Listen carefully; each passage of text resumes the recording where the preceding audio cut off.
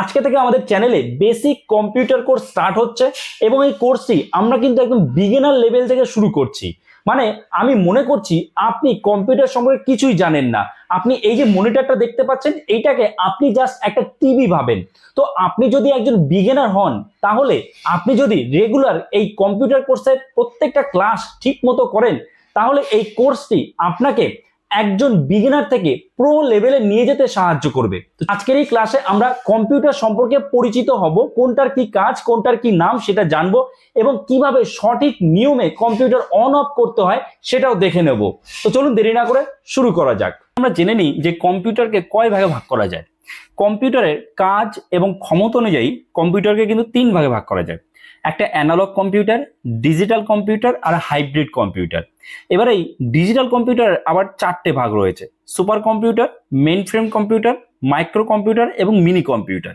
আর micro কম্পিউটারের মধ্যে পড়ছে একটা হচ্ছে ল্যাপটপ কম্পিউটার আর একটা ডেস্কটপ কম্পিউটার। আপনারা এখন যেটা দেখছেন এটা কিন্তু ডেস্কটপ কম্পিউটার, আর এখন যেটা স্ক্রিনে দেখছেন সেটা হচ্ছে ল্যাপটপ কম্পিউটার। এবার ল্যাপটপেও যে কাজ করা যায় ডেস্কটপেও সেম কাজ করা যায়, কিন্তু ডিফারেন্স কোথায়? ডিফারেন্স হচ্ছে ল্যাপটপ কম্পিউটারটা সাইজে কিন্তু ছোট হয়, কম্প্যাক্ট হয়, আর ডেস্কটপটা কিন্তু সাইজে অনেকটা বড় হয়। প্রথমত এটা। দ্বিতীয়ত, ল্যাপটপ কম্পিউটারের দাম কিন্তু ডেস্কটপের তুলনায় বেশি। আবার ল্যাপটপ কম্পিউটারকে আপনি যেখানে খুশি সেখানে ক্যারি করতে পারবেন, কিন্তু ডেস্কটপ কম্পিউটারকে আপনাকে যে কোনো একটা নির্দিষ্ট জায়গায় রাখতে হবে। বোঝা গেল? এই হচ্ছে ডিফারেন্স। তো এইবার এই ডেস্কটপ কম্পিউটার সম্পর্কে আমরা জেনে নিই। দেখুন, ডেস্কটপ কম্পিউটারে আপনারা এই যে দেখতে পাচ্ছেন এখন এই পুরো এইটা যেটাকে আমরা টিভি ভাবি, যেটাকে অনেকেই টিভি বলে, তো এটা কিন্তু টিভি নয়, এটাকে বলা হয় মনিটর। এই পুরো জিনিসটাকে বলা হচ্ছে মনিটর। ঠিক আছে? এইবার এই মনিটরের মধ্যে যে স্ক্রিনটা রয়েছে, এই দেখুন আমার মাউসের যে কার্সারটা রয়েছে, এই যে কার্সার আমি যে সরাচ্ছি নড়াচ্ছি, আপনারা স্ক্রিনে খেয়াল করবেন, এই যেটুকু এরিয়ার মধ্যে আমি কার্সার সরাতে নড়াতে পারছি, এক কথায় যে স্ক্রিনটা রয়েছে, এই স্ক্রিন এরিয়াটাকে বলা হচ্ছে ডেস্কটপ। ঠিক আছে? এইবার এটাকে কি বলা হয়? এটাকে কিবোর্ড বলা হয়। এটা তো আপনারা প্রত্যেকেই জানেন, বিভিন্ন ধরনের বিভিন্ন প্রকারের কিন্তু কিবোর্ড পাওয়া যায়। এছাড়া এটাকে বলা হয় কি? মাউস। এবার এখানে একটা জিনিস বোঝার আছে, মাউসের কিন্তু দুদিকে ক্লিক হয়, এদিকে একটা এদিকে একটা। তো মাউসে যখন আমরা আঙুল রাখি তখন কিন্তু ঠিক এইরকম ভাবে রাখি, এইভাবে হাত রাখি এবং এইভাবে ঠিক আঙুলটা রাখি। ঠিক আছে? এইবার এদিকে হচ্ছে লেফট ক্লিক আর এদিকে হচ্ছে রাইট ক্লিক। বোঝা গেল? এইদিকে হচ্ছে রাইট ক্লিক। এবার যখন আমরা ক্লিক বলবো তখন বুঝতে হবে শুধুমাত্র এই লেফট ক্লিক। আর মাঝখানে কি রয়েছে? মাঝখানে হচ্ছে স্ক্রল বার। এর মাধ্যমে আমরা বিভিন্ন জিনিস স্ক্রল করতে পারি, কোনো পেজ বা কোনো ডকুমেন্টস উপরে নিচে ওঠাতে পারি এর মাধ্যমে। বোঝা গেছে? আচ্ছা, তো এই গেল মাউস, মনিটর আর কিবোর্ড। এবার আমরা চলে আসি আসল বিষয়ে। মানে অনেকেই ভাবে হয়তো যে এই যে মনিটরটা রয়েছে এটাই আসল কম্পিউটার। এটা কিন্তু আসলে কম্পিউটার নয়, এটা হচ্ছে আউটপুট, কম্পিউটারের আউটপুট। আসল কম্পিউটার যদি বলি সেটা হচ্ছে এইটা, এটার নাম হচ্ছে সিপিইউ অর্থাৎ সেন্ট্রাল প্রসেসিং ইউনিট। এইখানে সব রকম কাজ হয়, এর মধ্যে সব প্রসেস হয় এবং সেই প্রসেসটারই আমরা আউটপুট দেখতে পাই এই মনিটরে। ঠিক আছে? এখানে সব কাজ প্রসেসিং হয়, আমরা এখানে যা কিছু ইনপুট দেই সেই ইনপুটটা আসে এখানে এসে সেই ইনপুট অনুযায়ী প্রসেস হয়।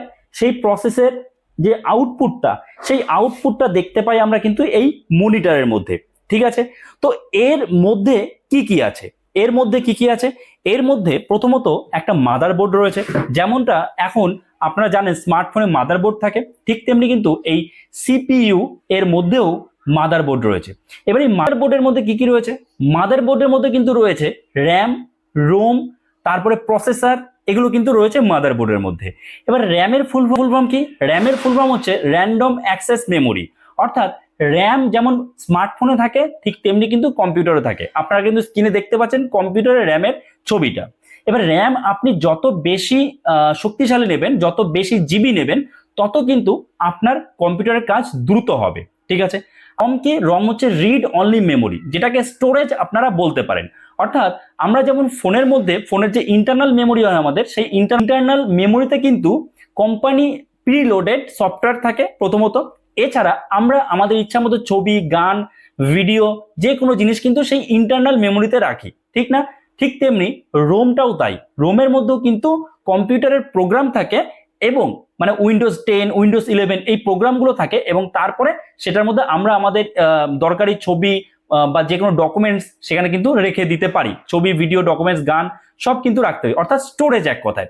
এইবার এই যে স্টোরেজ যেটাকে বলে রম বলছে, সেটা কিন্তু অ্যাকচুয়ালি হার্ড ডিস্ক। এই আপনারা এখন দেখতে পাচ্ছেন স্ক্রিনের উপরে, এটাকে বলে হার্ড ডিস্ক। এই হার্ড ডিস্কটাই হচ্ছে রোম, ঠিক আছে, এর মধ্যে সব স্টোরেজ থাকে। এবার এই হার্ড ডিস্কের বদলে বর্তমানে কিন্তু এসএসডি ইউজ হচ্ছে। কেন? হার্ড ডিস্কটা কিন্তু সাইজে অনেকটা বড় হয়। প্রথমত হার্ড ডিস্ক আপনি নষ্ট হয়ে গেলে ঠিক করতে পারবেন, কিন্তু তবুও এসএসডি ইউজ হচ্ছে। কেন? কারণ এসএসডি অনেক বেশি দ্রুত কাজ করতে পারে। এসএসডি সাইজে ছোট হয়, এসএসডির দামও বেশি হয়, কিন্তু এসএসডির দ্বারা যেহেতু কাজগুলো দ্রুত হয়, তার জন্য বর্তমানে আমরা সকলেই এসএসডি ব্যবহার করছি। আর এসএসডি কিন্তু খারাপ হলে কখনো ঠিক করা যায় না। মাদারবোর্ডের মধ্যে আরেকটা জিনিস রয়েছে, সেটা হচ্ছে প্রসেসর। যেমনটা স্মার্টফোনে হয়, ঠিক তেমনি কম্পিউটারের মাদারবোর্ডেও কিন্তু প্রসেসর থাকে। আপনি প্রসেসর যত ভালো নেবেন, আপনার কম্পিউটার কিন্তু তত ভালো কাজ করবে, দ্রুত কাজ করবে। বোঝা গেল? আচ্ছা, তো এইবার আর কি আছে? আর কিন্তু রয়েছে, আমি আপনাদের ঘুরিয়ে দেখাচ্ছি। এখন আপনারা যেটা দেখছেন সেটা কিন্তু সিপিইউ এর পেছনের দিকটা দেখছেন, এবং এখানে বিভিন্ন রকম ইউএসবি পোর্ট রয়েছে। এগুলো আমরা পরবর্তী ভিডিওতে জানবো যে কিভাবে কম্পিউটার সেট করতে হয় সঠিক নিয়মে, ঠিক আছে। এবার এই যে এখানে যেটা দেখতে পাচ্ছেন, এটাকে বলা হয় এসএমপিএস, ঠিক আছে। এসএমপিএস এর ফুল ফর্ম কি? সুইচ মোড পাওয়ার সাপ্লাই, অর্থাৎ ইলেকট্রিসিটি এইখানে আগে প্রথমে আসে এসএমপিএস এ, ঠিক আছে। এইটা তো ফ্যান, এটা এসএমপিএস এর ফ্যান, যাতে গরম না হয়, ভেতরে কুলিং সিস্টেমটা ঠিকঠাক থাকে। কিন্তু এই ভেতরে যেটা রয়েছে সেটা হচ্ছে এসএমপিএস। এই পুরো অংশটা হচ্ছে এসএমপিএস, ঠিক আছে। এই যে এই পুরো অংশটা, অ্যালুমিনিয়ামের যে অংশটা রয়েছে আপনারা দেখতে পাচ্ছেন, এটা হচ্ছে এসএমপিএস।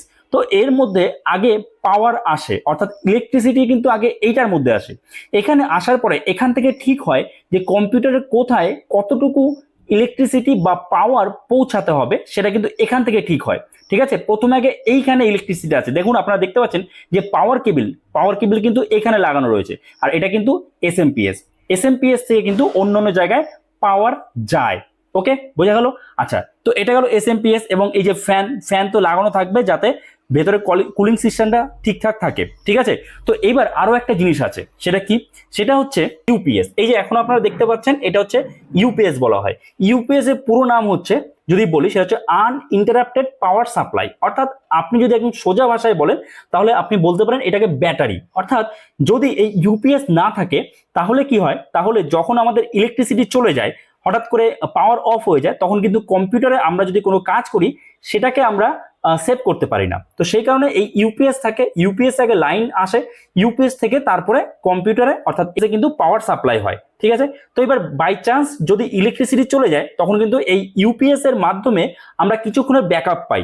এমন নয় 3-4 ঘন্টা ব্যাকআপ পাবো, আমরা ইউপিএস এর মাধ্যমে ম্যাক্স টু ম্যাক্স 20 থেকে 30 মিনিট কম্পিউটার চালাতে পারবো, এবং সেই সময়ের মধ্যে আমরা যে কাজটা করছিলাম সেই কাজটা কিন্তু সেভ করে নিতে পারবো। এটাই হচ্ছে ইউপিএস এর কাজ, যেটাকে আপনি সোজা ভাষায় বলতে পারেন কম্পিউটারের ব্যাটারি, ঠিক আছে। তো এবার আমরা কম্পিউটার কিভাবে সঠিক নিয়মে চালাতে হয় সেটা দেখে নেব। আর যেহেতু ইউপিএস রয়েছে, তো তার জন্য ইলেকট্রিসিটিটা প্রথমে কিন্তু এখানে আসছে ইউপিএস এ। তো তার জন্য ইউপিএস এর এই যে পাওয়ার বাটন আছে, এটা আমাদের প্রেস করতে হবে, ঠিক আছে। যদি আপনার না থাকে, তাহলে এর পরের স্টেপটা আপনাকে করতে হবে ডাইরেক্টলি। তো ইউপিএস এই পাওয়ার বাটন প্রেস করলাম, এখান থেকে কিন্তু পাওয়ার আসবে এই সিপিইউ এর এসএমপিএস এ, ঠিক আছে। এবার সিপিইউতে দেখুন, এখানে কিন্তু দুটো বাটন রয়েছে, একটা বড় বাটন রয়েছে গোল, আর একটা ছোট বাটন রয়েছে। তো এই বড় বাটনের কাজ হচ্ছে, যখন আমরা স্টার্ট করব কম্পিউটার, তখন আমরা এইটাতে প্রেস করব। আর এইটার কাজ কি? এইটার কাজ হচ্ছে, যখন আমরা রিস্টার্ট করি, মানে কম্পিউটার স্টার্ট রয়েছে, কোনো কারণে আমাকে সেটা রিস্টার্ট করতে হচ্ছে, তখন কিন্তু এই ছোট এই বাটনটা আমাদের প্রেস করতে হয়, ঠিক আছে। তো এখন আমরা এইটাতে প্রেস করব, এবং এইটাতে প্রেস করার সাথে সাথে দেখুন দু ধরনের কিন্তু এখানে লাইট ব্লিঙ্ক হচ্ছে, একটা ব্লু আর একটা রেড। তো যতক্ষণ না এই রেড লাইটটা ব্লিঙ্ক হবে বা একদম বন্ধ হয়ে যাবে, ততক্ষণ কিন্তু আমাদের কম্পিউটার রেডি না, ঠিক আছে। যদি একভাবে দাঁড়িয়ে থাকে এই রেড লাইটটা যদি একভাবে দাঁড়িয়ে থাকে, তাহলে বুঝতে হবে কম্পিউটার রেডি নয়, একটু পরে কাজ করতে হবে, ঠিক আছে। তো এখানে প্রেস করার সাথে সাথেই কিন্তু আপনাদের মনিটরে ঠিক এইরকম ইন্টারফেস চলে আসবে, এবং আপনার কম্পিউটার কিন্তু অন হয়ে যাবে। এবার কম্পিউটার আমরা অফ করব কি করে? অফ করার জন্য আমাদের এই মাউস, এই যে দেখতে পাচ্ছেন, এটা মাউস, এবং দেখবেন এই যে কার্সার, এই যে স্ক্রিনের মধ্যে যে কার্সারটা আছে, এই কার্সারটা ভালো করে ফলো করবেন। এই কার্সারটা নিয়ে আমাদের এই যে স্টার্ট বাটনে আসতে হবে, দেখতে পেয়েছেন, এই যে স্টার্ট বাটনে আসতে হবে। এই স্টার্ট বাটনে আমাদের ক্লিক করতে হবে। ক্লিক করার পর এই যে দেখুন, এই যে পাওয়ার বাটন রয়েছে, এই পাওয়ার বাটনে ক্লিক করতে হবে। এখানে ক্লিক করলাম, তারপরে এখানে রয়েছে শাটডাউন, ঠিক আছে, এই শাটডাউনে ক্লিক করতে হবে। শাটডাউনে ক্লিক করলে কিন্তু আমাদের কম্পিউটার বন্ধ হয়ে যাবে। এবং এরপরে এখানে কিন্তু আমাদের কিছু করতে হবে না, এমন নয় যে এখানে আবার আমাদের অফ করতে হবে, কিছুই করতে হবে না এখান থেকে। যদি আপনার ইউপিএস থাকে তাহলে আপনি জাস্ট ইউপিএস এর এখান থেকে এটা অফ করে দেবেন। ক্লাসটা এখানে শেষ করছি। আশা করছি এই ক্লাসটা আপনার জন্য যথেষ্ট হেল্পফুল হয়েছে। তো অবশ্যই একটা লাইক করে দেবেন, চ্যানেলে নতুন হয়ে থাকলে চ্যানেলটাকে সাবস্ক্রাইব করে আমাদের পাশে থাকবেন। তো চলুন দেখা হচ্ছে নতুন কোনো ভিডিওতে, সবাই ভালো থাকবেন।